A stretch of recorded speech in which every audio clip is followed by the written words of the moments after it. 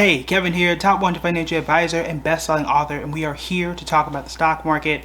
Today was not a great day, and this is the second week in a row that we've seen a lot of red. Now, I am not panicked about this at all. Y'all can watch that video and watch my face because it is what it is.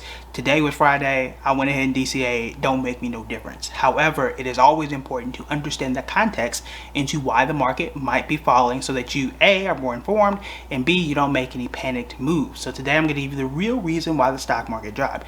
Now, I want to shout out to the person who tipped me off on Public, which is why you want to be on Public, because really interesting information that I first just flat out disregarded. So I actually went back to scroll through the comments. I couldn't find it. There are more than like 200 comments in the last 3 days. So sorry, I've been trying to scroll through and find it out and shout out that specific person. But he said that today, the 17th of September, was going to be one of the worst days of the year.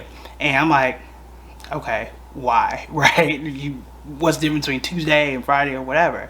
But he said that he had watched something on CNBC from Jim Cramer, who's like a huge, I guess, wouldn't call him an influencer, but he be on TV, if you don't know. So anyway, he said that today was going to be a real bad day, and today was a pretty bad day. In fact, it was a wild trading day. This morning I got a notification that the stock market was up 200 points, and then it was down, and then it just continued to fall down, right? So what happened? Today was what is called a quadruple witching. And this is a new term for me, which tells you two things. Number one, we all learn stuff every day. This is a new term. I don't get to really break down new stuff all the time, at least for me, and this is new. But number two, you can still be a successful investor without knowing every single thing. So a quadruple witching, and I'm going to read this here. This is from Investopedia. So quadruple witching refers to a date on which derivatives, I'll tell you what a derivative is, of stock index futures, stock index options, stock options, and single stock futures expire simultaneously. Now, a derivative is a financial tool that derives its value from something else. For example, and I would encourage you to go back and watch my videos on put options and call options. And basically what that is a contract based on the value of a particular stock. So for example, if I think Apple is going to go down, a financial derivative would be a put option, because as the value of Apple goes down, the value of my contract is more. It's way more that goes into it. I would encourage you to go back and watch those videos.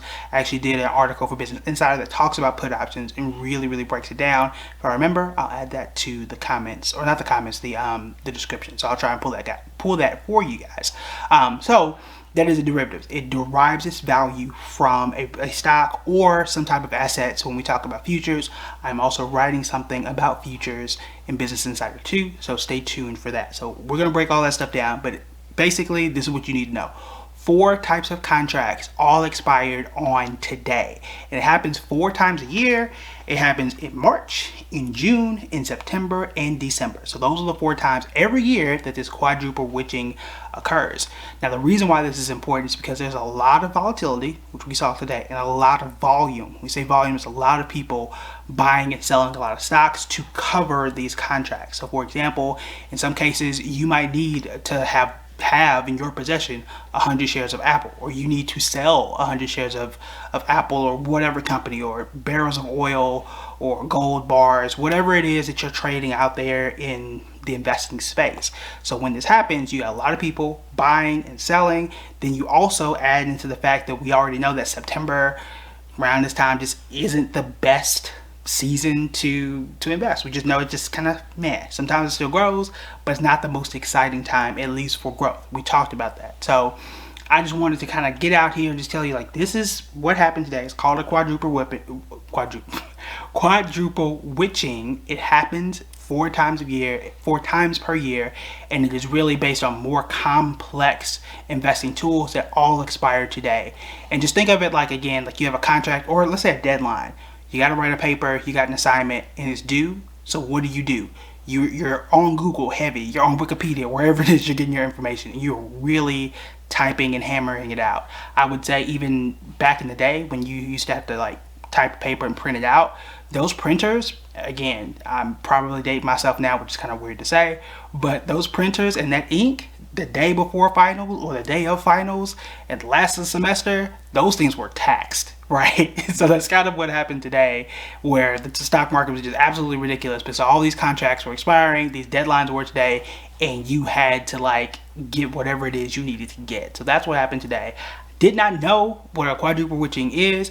It doesn't really matter. Like, I don't think for me that I'm going to start avoiding these times of years because I was DCAing anyway, the way I see it. If I've got a valued company that I think is still going to rise in the future, it just so happens to be cheaper on the Friday that I decide to invest, I'm just going with it. Now, I already told y'all, Friday is just the day I do it just because I'm happy on Fridays. That's just it, right? But it could be a strategy that some people use. I don't think it's going to make you that much of a difference, but just throwing that out there. All right, so that is your term for the day. If you have any other terms or things you want me to define or at least explain more of, feel free to type that in the comments. I'll talk to you guys later. Bye.